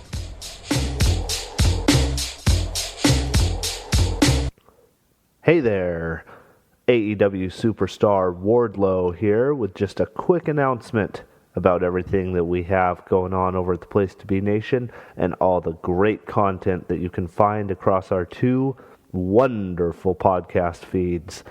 On the PTB and wrestling feed, we have plenty of great content, including the Place to Be Nation podcast, the mothership of PTBN, where co-hosts JT Rosero and Scott Criscolo take you chronologically through the history of WWE. PTBN main event with hosts Scott Criscolo, Nate Melton, and Steve Willie breaking down all of the current events in the world of wrestling. The Wrestling War Zone, a podcast retrospective reliving the iconic Monday Night Wars, brought to you by JT Rosero and Chad Campbell. Row 1, Seat 1, an interesting look inside the world of small-town wrestling and beyond, with host Ben Zanny welcoming a variety of guests each week. Talkin' WCW heads to Center Stage Theater, where Tim Capel, Greg Phillips, and Jennifer Smith pay tribute to the legendary promotion from the Dirty South. The Extreme Three-Way Dance takes you back on a trek through the land of extreme, with JT Rosero, John D'Amato, and Jennifer Smith. Body Press Your Luck, a brand new wrestling game show hosted by JT Rosero and Jordan Duncan. With This Ring, in which a husband and wife combo, Ryan and Cindy Everett, discuss their specific matches and their respective fandoms. You Don't Know Billy Jack, where Drew Wardlaw and his friend Jordan watch and discuss some of the greatest pro wrestling matches of all time through the eyes of a non-wrestling fan in search of a universal connection in pro wrestling storytelling. Now, how's that for a long-winded show description? Anyways, plus we have monthly pay-per-view reaction shows and semi-regular shows like Jenny and the Gems, No Holds Barred, PTB NXT, Adams Division, Special Relations, and Jeff Learns Wrestling. Also, be sure to check out PTBN Pop Feed, littered with great content, offering tremendous shows like the Hard Traveling Fanboys, The Year in Pop, Laugh in Theater, DC For You, Marvel Age, the Brother and Sister Rewatch podcast, and so much more. So subscribe today. And hey, while you're at it, subscribe to Jennifer Smith's The Jenny Position feed as well, as it is the new home of Geek and Sassy, Talkin' Pop, Freak Out Drive-In, Telling Stories, MCU Journey MCU Journey the Infinity, and more. Also, on our social media pages, the greatest sitcom of all time tournament is now underway. We are in round 1 still. There will be 4 matchups per day, so make sure to like our tournament page on Facebook and follow us on Twitter so you don't miss a single one. And we have officially kicked off our 2020 stretch project determining the greatest WCW match ever. You have all year to do research, promote your matches, and build your list. Conversation and rules can be found at www.facebook.com/GCWCW matches or on the Pro Wrestling Only message board. Be sure not to forget to check out placetobenation.com each and every day. We have new voices and fresh takes bringing you articles on topics in the worlds of wrestling, sports, pop culture, and beyond, including Trent's SmackDown on Fox Report, This Week in the WWE by John Crow, Paulie's Perspective, Jason's DVD Deep Dive, and Ben's Unpopular Opinion. And don't forget about veteran columns like Glenn Butler's Weekly Walk Around the Web. And if you're doing shopping online over at Amazon.com, please be sure to click on the Amazon banner on the right side of the PTBN Place to Be Nation homepage, or use www.placetobenation.com/Amazon, and it takes you right to Amazon and helps out PTBN with absolutely no cost to you. Hey, you can't beat that. Whew. Now that's all. Thank you for listening, and back to the show. All right. Well, we'll get right to this. Okay, so while I'm thinking about it, Rank the guys. rank the guys on not necessarily in this match. Rank them who you think is like the best overall. I mean, I would say Misawa is the best. Okay. And then Kawada is right behind him. Uh-huh. And now I think Taue has way more character and is like sketchy. Yeah. And he seems to lack tact. Yeah. But like I'd put him number 3 and then Kobashi number 4. Interesting. Because I feel like he was I'd identify him anywhere. The other guy seemed like more of a stock wrestler. Yeah, okay. And you know, he was a little cheesier to me. Very interesting. Kobashi, but yeah, this is just on a, you know, no, yeah, absolutely, yeah. So that's really interesting. So Taue is almost universally looked at as the 4th member, the lowest member, and like a decent amount. He's looked at a decent amount less than the others. I figured that. Sure. Yeah, like he just doesn't have any tact. Right. Yeah. You know, like you could even I could like kind of tell. Yeah. But I mean, he's got a lot of character. Yeah. So to me, that means something. Yeah. No, favorite wise, he is my favorite. You like him a lot. Yeah. I would actually have them ordered just the way you do, if I'm thinking about the actual best, who I think the best are. Yeah. Huh. But I did okay. Yeah. Generally, people, it's back and forth, either Misawa or Kobashi number 1. Huh. Number 1 or number 2, and then like Kawada 3rd, Taue 4th. So what's so great about Kobashi? Well, honestly, what's so great about him is he wrestles like an American wrestler. That's exactly like what I was thinking. Yeah, and that's what you said. Yeah, you said as much in so many words. Like, that he's much easier to connect with for people. Yeah. Because he's very really expressive. Yeah, totally. No, he's great. He has really big movements, you know? Like, so I think it's purely an issue of he's the easiest one to... Like, you know, my whole thing about, like, what people watch in wrestling is they only... Or anything, really. They only like at the end of the day, most people only understand and like what they're familiar with. You know what I mean? Yeah. Like he's the most relatable. Yeah, I mean, it's like when you watch him in this match. I mean, he brings you back into like that. This is a wrestling match. Yeah. And so whether you like that or you don't, I don't know. I personally like a little bit, like we've talked about a lot in the show. I mean, the more surrealistic characters. Yeah. And that would be more like Tawway for me. Right. His physical appearance is bizarre, and like it's easier to picture him like in a bar fight. Yeah. You know, than wrestling. Yeah. And he's out of shape. Yeah, and it's like... And he has, like, skinny arms. Right, but it's like, he's way more of, like, a crap kicker. Like, Kobashi's, like, ripped. Yeah. He's, like, really buff. Yeah. But, like, I couldn't picture him, like, in a street fight. Right. Like, he's kind of hamming it up there. Yeah, the other guy's walking around, and he's just, like, slamming people down. And... Yeah. All right, so let's get to our questions here.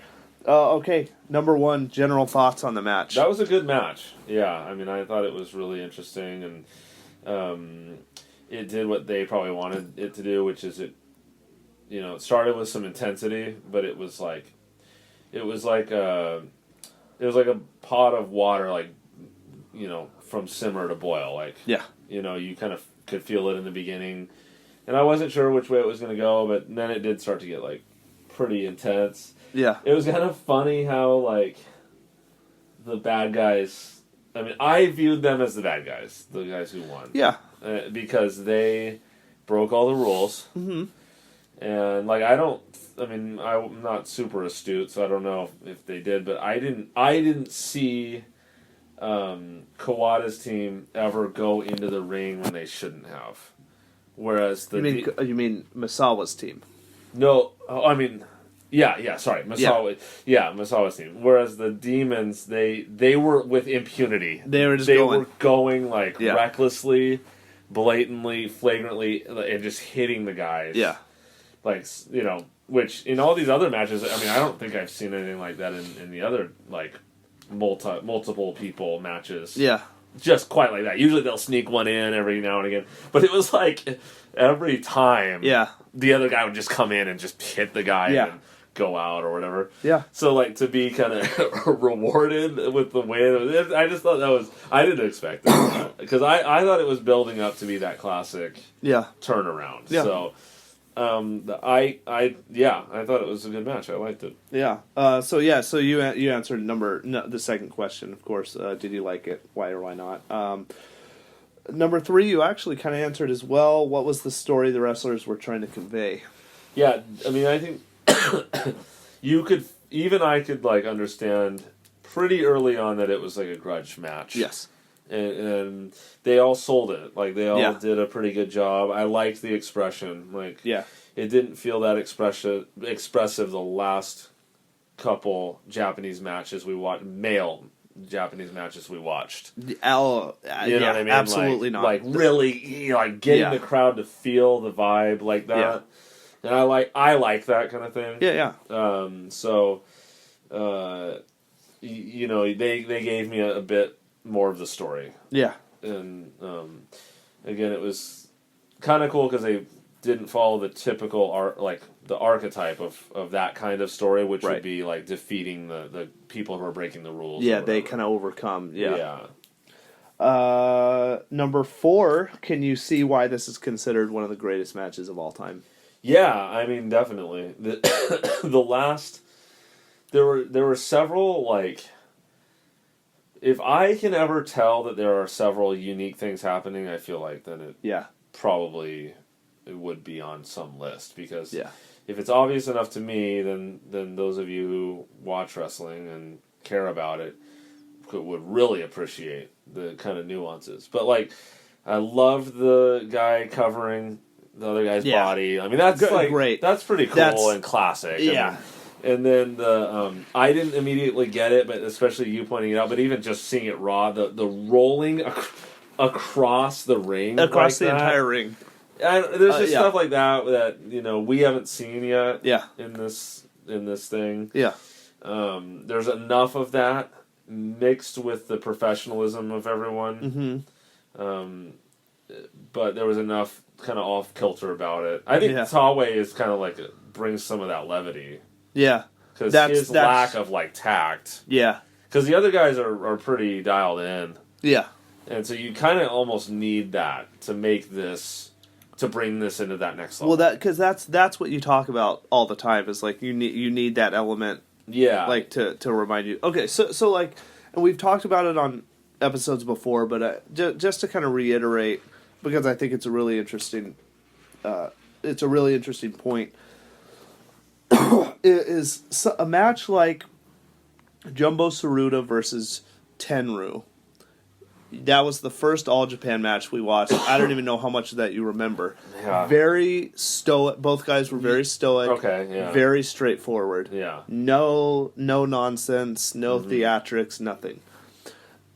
And that's a match that you didn't like very much. Yeah. Because, and correct me if I'm wrong, because what you were seeing was a pro wrestling match with no gimmicks, nothing absurd or surreal about it. So you were seeing a simulated fight, a purely simulated fight, which is ultimately very easy to tell that it's simulated, and thus less interesting. Yeah, and especially someone who's not prone or attracted to like watching fighting. Yeah. You know, like I don't like boxing or UFC. Like, sure, that's not interesting to me. Yeah. But yeah, exactly. That's right. So what you've said before is you need an element, so like a baby doll on the outside of the cage, or the phone and the War Games match that I still haven't recovered. I may actually try to. I don't know. Well, we'll talk. Yeah, but yeah, like the phone and the War Games match, or let's see. I'm trying to think. Like, I mean, even like the Ric Flair versus Ricky Steamboat match, that didn't really have that element to it. That was a pretty straightforward match, right? Or I mean, in this one, I guess Talway is he's that kind of figure, the right? point of entry, I think. Yeah. But I mean, and what was excuse me. What was funny is like he didn't even. It's not that he. There's a couple things that need to happen. I need to know. I don't know how to explain it, but it's nice when I can know that it's wrestling, which I think Kobashi was the like point of entry. That's for your that. classic wrestler. Yeah, so like he's more of a tell, even though the other guy's much more clumsy and like art. He's like kind of an artless figure, but like I think because of that, he's that other dynamic, important like part of what I apparently am attracted to. Yeah, and is another angle into the world, and it's like it allows you to like use your imagination more and kind of takes you to a different place than like a surface level physical match. Is it a suspension of disbelief or not? It's different than that, isn't it? It's different than that. I mean, it can be. It's like, it's like just an important storytelling device, like something that, I don't know how to explain it. It's like a cipher. It's like a code that allows you to translate like why this is important to people, or like why this is interesting.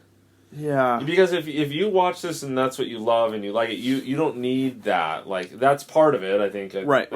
I do think it's integral to wrestling. That's apparent. If these really are the great matches, I mean, that's been like an apparent string through 90% of them.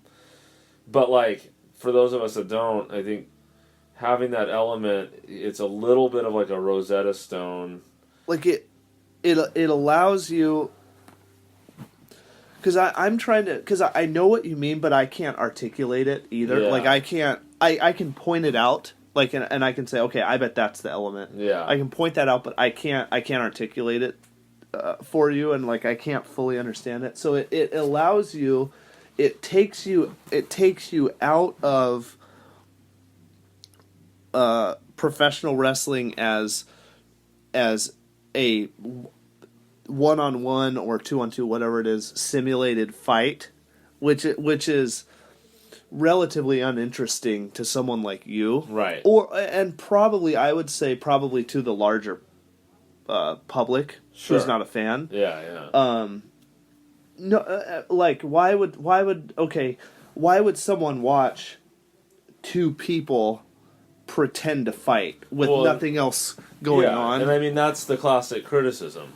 Yeah. Well, it's fake, dude. It's just like these grown men like fake like fighting. Yeah. Because they're not. I don't think they're. I mean, I'm sure I've said that. I mean, it's because you're not attuned to like that element. Yeah, and I don't know how like the intricacies of the way they tell the story and the exactly, moves. Yeah. So what? Something like Tallway or a chair being thrown into the cage, or Baby Doll on the outside, or Sangre Chicana's mask or something. Yeah. What that represents is what that changes is it shifts it from a simulated fight to like a bizarre spectacle. Yeah, that you're watching, right? Yeah, and it can kind of become like a it can kind of like become like a Twilight Zone. Yeah, you know, like okay, I'm not really certain what's real here now, and you know when the guys, when the guy's doing these throws that are really like clumsy, it's like, did the other guy really get hurt? Maybe, and it unlocks a few things, and it introduces an element that you can't pinpoint. Yeah, and I what's kind of interesting to me as an outsider is I don't know how much like you guys are all aware of that. You know what I mean? Well, yeah. Like as viewers, but even like the people doing this, right? Yeah, you know, because if you step back and think of like grown men, like this is theater, you know, yeah. It's grown, but it's like really ignorant, like yeah, of course, yeah. You know, it's not like I like theater. I'm not. Yeah. I wasn't using that as like a disparaging remark. I think that's a high art form. Yeah. So like they're taking a high art form, but it's like in the context of like a physical sport, like a physical activity. Yeah, which lowers it considerably. Which like you don't associate with art. You know, you can look at like LeBron James and like see him like moving a basketball, and there's art to that, but like you don't associate artistry. Yeah, that's not like an artistic statement or anything. Yeah, but so it's this weird crossing of those two things. Yeah. And I think there's a lot of subconscious elements there that like these guys might not even be aware of the signals that they're sending. Yeah, well, you know? and I don't think wrestling fans are aware of those signals, because I mean I've never heard anyone. I've certainly never thought that, and I've never heard anyone bring that up. What you're talking about. Yeah. So like what I'm having trouble with your standpoint, or like that with what that point is where is how adding an absurd element makes it more believable to you, or like how that blurs the lines. Yeah, I think it's because like whenever there's something like confusion or mischief, then you don't know. You can't like any element of distortion you can't control, even if it's like they planned that. If it's like planned mischief or whatever, they still can't really control that. Okay. So when it's for instance, when they cut themselves, they that's planned and it's not spontaneous, but they can't control how much they're bleeding. Right. And I talked about like examples where guys cut themselves too deep. Yeah, exactly. Yeah. And so that's like one example, or like that guy Tawe, like he can't control like how his body is, and apparently like his style, like it just lends itself to like there's a kind of, it brings an element of chaos that like I think takes it off script in a way that like, because I know that they go off script in the like wrestling of it, but whenever there's that element, I mean, I feel like that takes it into a realm where okay, now I really am unsure of what's going on, and because he doesn't perform, or he doesn't look the way you expect him to, and he doesn't perform in the way you expect him to. Exactly. Okay. And so it can be subtle or not. Like, with the cutting yourself, that's really not subtle. It's like, that's like a thing. I mean, you could cut yourself and really bleed out or whatever. Yeah. Or you could body slam someone, wrong, and they could be paralyzed. You just, to everything there's a degree of like uncertainty. So the more like absurd it is, the more uncertain I feel. Okay. And like that makes it more interesting. And that's what you, so you like the feeling of not knowing exactly how much is real or planned. Yeah, and it's, I think it is theater in that way, because it's like you don't know, besides the theatrical story they're telling, you still don't know, like, you don't know where that story is going to end. You don't know so you don't know the story they're telling where that's going to end. That's one level, but like the story of that absurd element, you don't know how that's going to end. Right. So when they introduce the phone, like I don't know like where that story is going to end. Yeah. What does the phone mean? Yeah. Why is it there? Like who's going to do something with it? What are they going to do with it? Okay. Yeah. So like it creates a subplot that thickens the entire like spectacle, and like I said, the more absurd it is, the more believable it becomes in a weird way because of that. It draws you in, and it because you just don't know what's going to happen. Yeah, and you're tricked into believing it, because of its absurdity. Yeah. And that's why like I think that's important. That's apparently important to me. Yeah. That's very, very interesting. If any of that makes sense. Yeah. I don't know how valid any of that is. No, but it's just kind of what I'm getting. So here's a question that I would have is, if you had seen, 5 years worth of Akira Tawe matches, or if you had seen Paulie dangerously tossing the phone to Arn Anderson week after week on TV, does that dumb it down for you? To the point where, okay, you know what's gonna happen. Yeah, it would be like less immediate, but I think the idea would be this. I would argue like that whether anyone knows it or not, everyone who's a fan of this has felt how I'm feeling. Of course. I'm not like trying to be like, I'm just articulating what everyone's thinking, but No. I feel like as an outsider I have that. No, that is one of the that's like a hook. That's one of the hooks. Yeah. And it's when you're 5 years old, or it's when you're 25 or whatever. Exactly. It's like, oh, like, I know. Well, I mean, if you're really little, it's like, oh, this is real. Right, and that's bizarre on a whole different level. Yeah. Or it's like, like I know it's fake, but he's bleeding, like, and not understanding the concept of someone intentionally cutting themselves, right. or you're 30 years old. And you go on the internet all the time, and you know all the terms and the backstage gossip. Right. But, something a little fishy happens, and you don't know what you're seeing. Yeah, so that's the part that I believe is, and that's the purpose of this show, is to explore these in-between parts. Yeah. But to answer your question, the idea and hope would be, in that time I've accrued knowledge. I think that the effect of that element would diminish. Yeah. But my ascertainment of like what's happening would increase. Yeah. So that it would even out. Yeah. You know what I mean?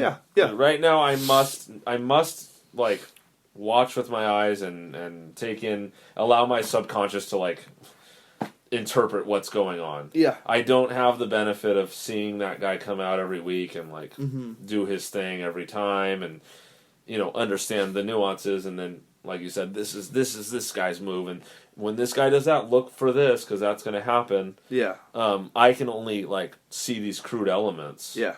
But I would think like they would lose value the more I would watch.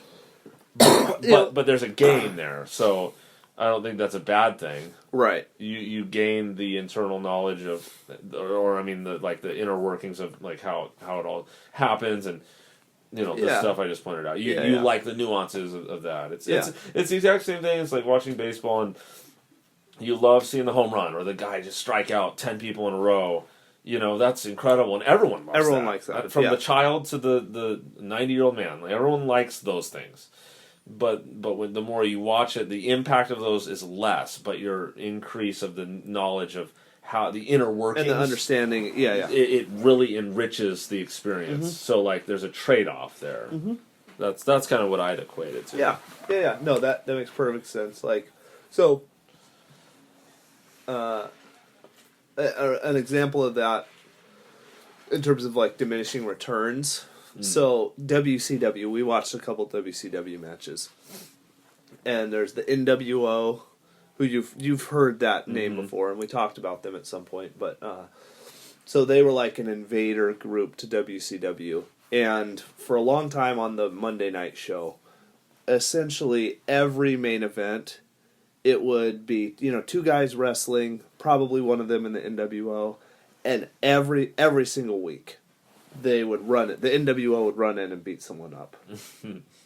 Every week. Yeah. For like 3 years straight. So crazy, yeah. So obviously there's diminishing returns there. Yeah, exactly. Yeah. The first several, it's like, what's going on?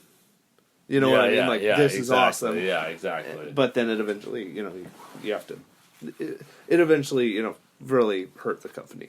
Yeah, you have to get more creative, I think. I mean, it depends on what you want out of your promotion, I guess. Yeah, right. Yeah. If you're McMahon or whatever, it's like, you don't care. I mean, No, you don't you want money and like fans and stuff. Yeah. But I do think from watching all these, that is an important element. Yeah, no, that's really interesting. So to kind of get back to it here, yeah. So I mean, like I said, this is like a standard answer, best match of all time. I do think this is. I've gone back and forth on these two a good amount. I think this is a clear better match than 6-3 94. It feels like it to me. Yeah. I mean, I don't think it quite has that same level of gravity during the opening sequence. I agree. Which is like, that feeling is undeniable, and it's so great, and you don't quite have it with this match. Yeah, I agree. But the work and the wrestling and each person, how great they are in their role. Kobashi as the baby face, because he's the youngest. So the young baby face getting his leg injured and trying to help out his partner who's getting beat up. You know what I mean? Desperately trying to save him, and Misawa using that elbow as his equalizer. Right. But like being overwhelmed by Kawada. Who's like he wants it bad, Yeah, it's been 5 years or whatever of him, not pinning Misawa, and like he's got another chance now, right? And then Taue just creating chaos and everything. It's like I don't know. It's great. It's very, very great. Pretty undeniable. So let's do our rankings here. Okay. So you've got Magnum Tully, number 1. Flair Steamboat, number 2. Bach Hennig, number 3. Dream Slam 1, which was the singles match, the ladies singles match, number 4. The ladies tag, number 5. 6-3-94, number 6. Number 7 would be Tenryu versus Jumbo. Number 8 is War Games. We're still going to keep it in. Yeah. Hopefully I can recover that episode. So that's number 8. Number 9, Sangre Chicana versus MS1. Number 10, Macho Man versus Steamboat. Where does this fit in? This has got to be number 2. Yep. Yeah, I think I put that. I think that's right up there. Yeah. Yeah. So that's doesn't have. I mean, there's more relatable elements for me, I think, to Magnum Tully. Mm-hmm. So that's going to be a hard one to top. Yeah. But this is like as a wrestling match. Like, what more could you really want? Yeah. You know. So yeah. Yeah. Man, number. So here's my issue.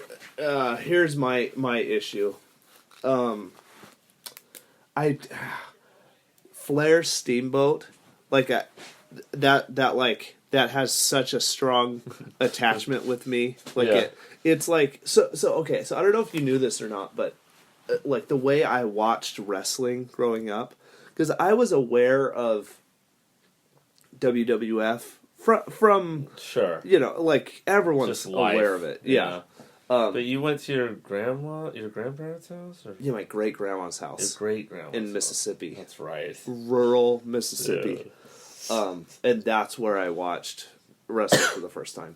But so like that was the promotion that I watched, and my mindset was that this is the promotion I watch. I can't watch the other one. As like a loyalty thing, like a sports team, Yeah, exactly. And so I didn't, and I saw it like at my cousin's house or whatever, WWF. Yeah. But then like so, the Monday Night Wars. Do you know what that is? I don't think so. So that's in the mid '90s. WCW, they started going head to head on TV, Monday Night TV, with WWF. And they had this ratings war for a few years. And so it was like, oh yeah, like, are you on WCW side or WWF side? So it's like I have this loyalty, and I didn't watch much WWF. Yeah. So like I have this loyalty, and that's when I stopped watching wrestling because WCW went out of business. Yeah.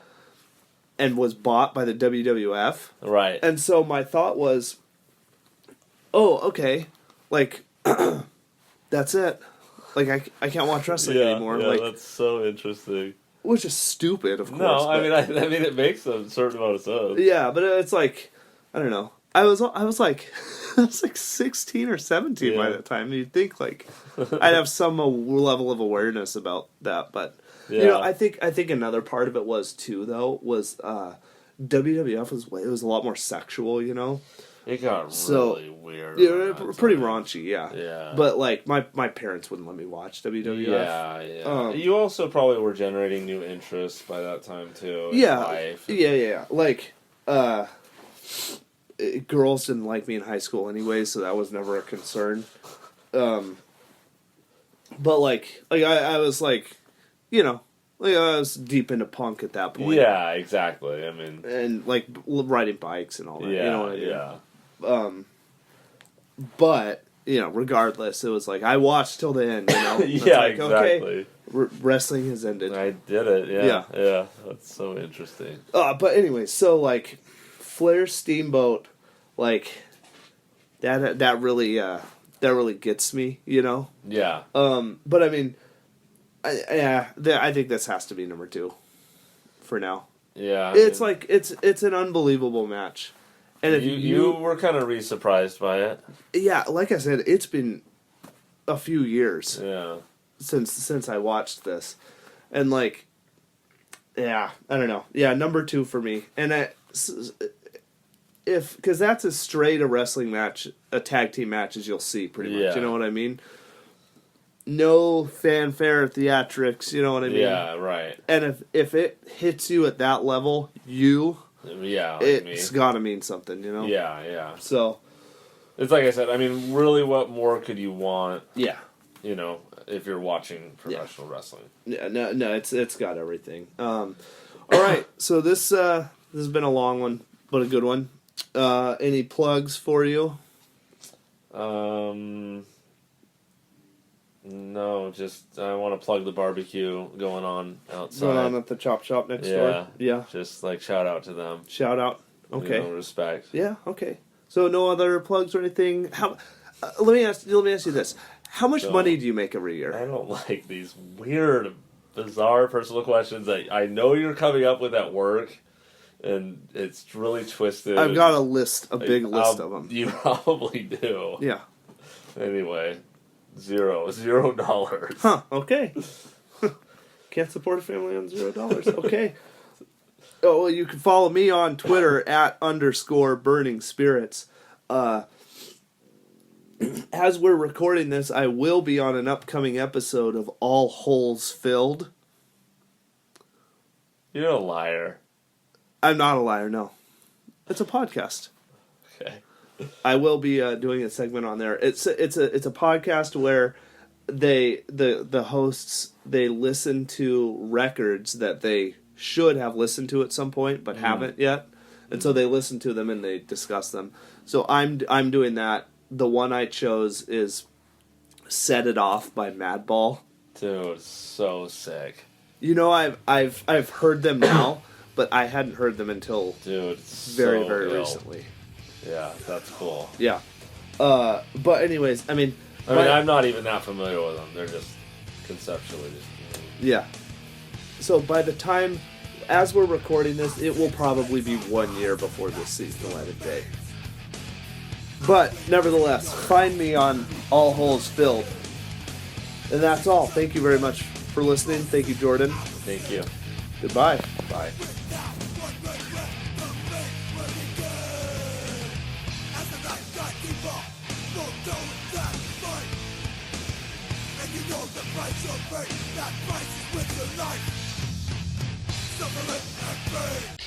Promotional consideration paid for by the following.